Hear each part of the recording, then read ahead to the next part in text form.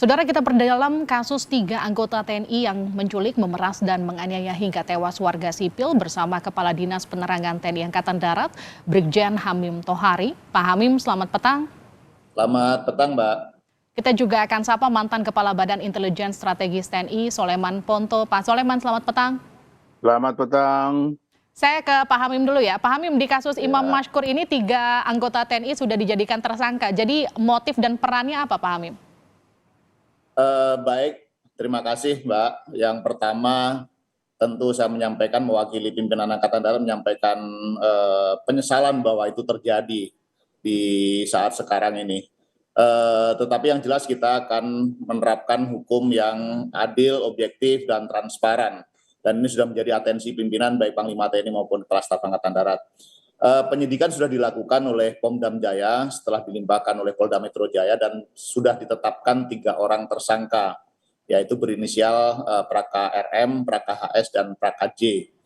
Untuk peran masing-masing serta motif ini memang belum bisa disimpulkan hingga saat ini karena masih terus didalami oleh penyidik, karena ada alat bukti yang masih terus dicari yang memang sengaja ini dibuang oleh pelaku untuk menghilangkan jejak, yaitu alat bukti kunci adalah telepon genggamnya si korban. Sementara Pomdam sudah memeriksa 8 saksi, keterangan sudah diambil, tetapi kita belum bisa menyimpulkan secara penuh ini terkait dengan peran dari masing-masing tersangka pelaku tersebut. Pak Hamim, ini kan banyak informasi yang simpang siur beredar di media sosial, mulai dari video yang kemudian dikonfirmasi kabarnya hoax, sampai informasi soal ini bukan penculikan pertama, tapi penculikan kedua. Karena penculikan pertama informasinya meminta tebusan 15 juta, betul nggak Pak Hamim?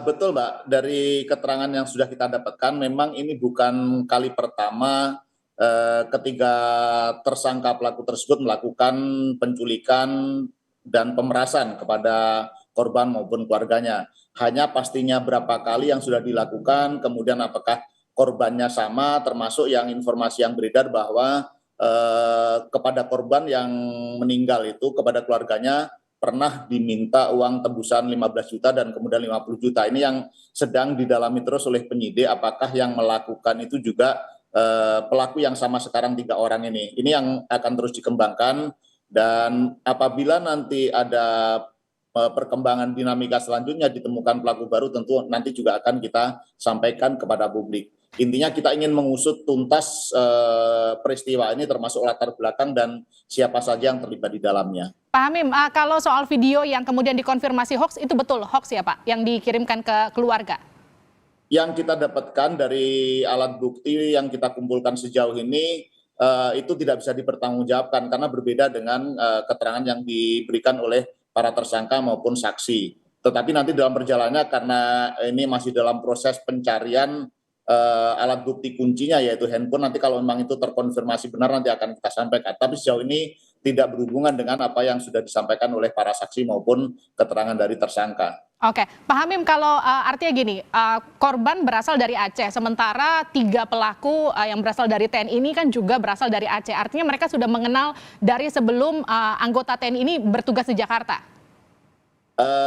Saya menghindari, Mbak, untuk menyebutkan nama tempat, ya, karena yang jelas mereka berasal dari wilayah atau daerah yang sama. Tetapi hasil pengambilan keterangan sejauh ini, antara korban dengan pelaku ini tidak saling mengenal secara pribadi.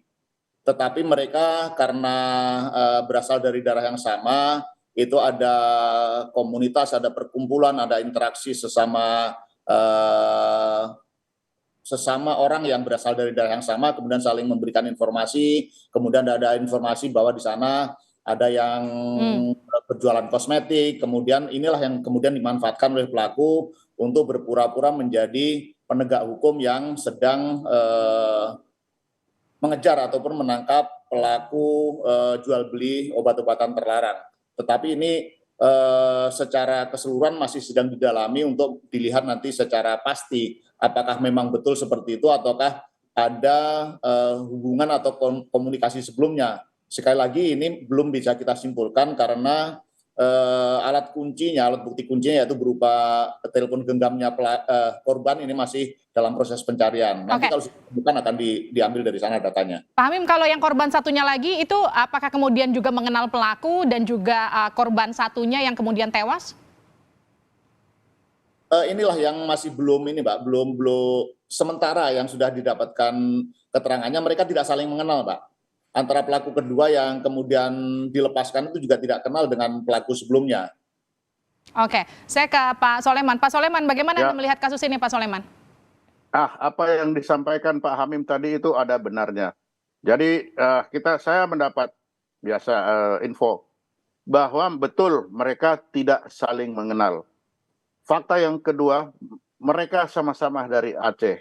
Fakta ketiga, itu ada penjualan alat kosmetik, tapi di balik itu ada obat-obatan lain yang menjadi barang dagangan. Oke. Nah, para penjual ini, toko-toko ini ada tuannya. Jadi tuannya itu tahu toko ini, toko ini, toko itu. Nah, tuannya inilah yang menugaskan ketiga orang ini untuk menarik bahwa kamu menjual barang-barang yang terlarang, untuk itu harus ada kompensasi. Inilah yang ditugaskan orang tiga ini. Makanya mereka saling tidak kenal.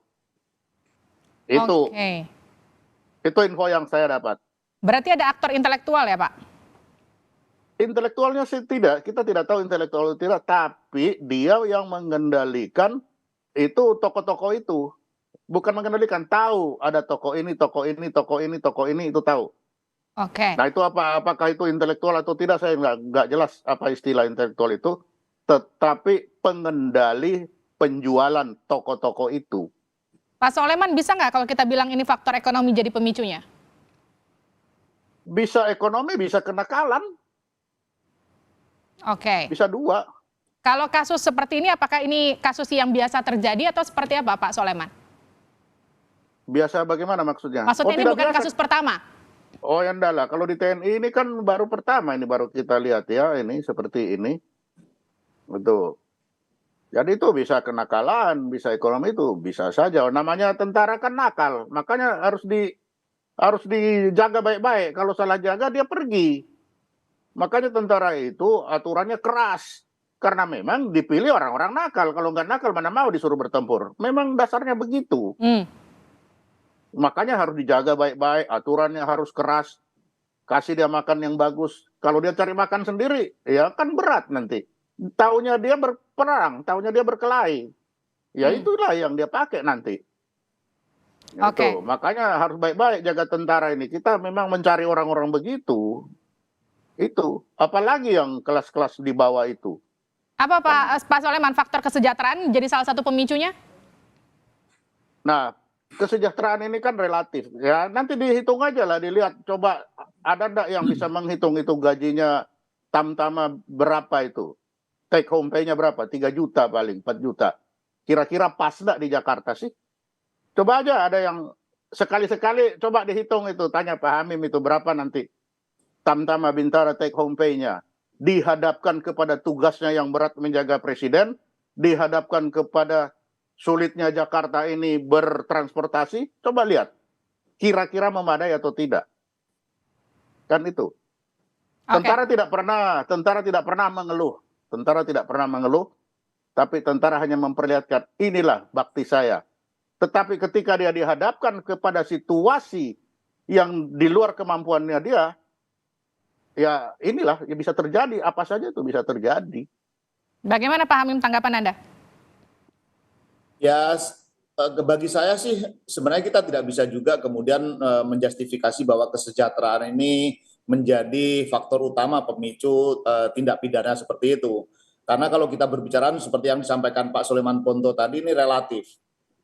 Walaupun mungkin kecil ya, take home pay-nya Tamtama ini kalau dihadapkan dengan tuntutan kebutuhan di Jakarta, tetapi apabila kita bisa mengelola, saya rasa juga tidak harus memicu niatnya untuk melakukan kriminalitas seperti yang dilakukan oleh ketiga tersangka ini. Dan kita juga mengapresiasi pemerintah maupun pimpinan TNI sudah mengupayakan walaupun secara bertahap sedikit demi sedikit untuk terus meningkatkan kesejahteraan ini.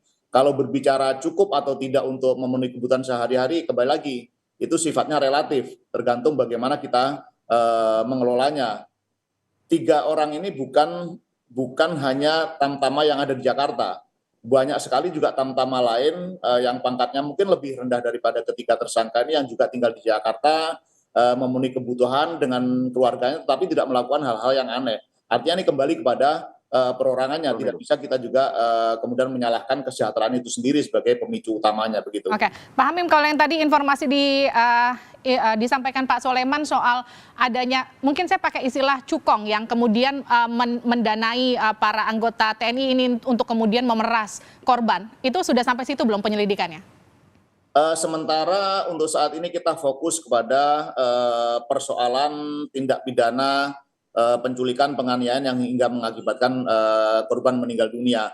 Masalah kemudian ada isu-isu lain di balik itu, secara informasi intelijen mungkin memang Pak Sulaiman Ponto yang lebih paham karena beliau memang basicnya intelijen. Tetapi kami dari penyidik Pomdam Jaya ini lebih fokus sekarang untuk membuktikan tindak pidana penculikan, penganiayaan hingga pembunuhan yang mengakibatkan meninggal dunia itu. Nanti masalah ada kemudian transaksi obat-obatan terlarang, ada cukong dan sebagainya, tentu ini perlu dilakukan secara bersama-sama dengan pihak kepolisian karena ini bukan kemudian sesuatu yang melibatkan tentara secara berdiri sendiri, begitu Mbak. Oke, saya ke Pak Soleman. Pak Soleman, Panglima kan meminta hukuman berat bahkan sampai hukuman mati ancamannya. Ini seperti apa tanggapan Anda?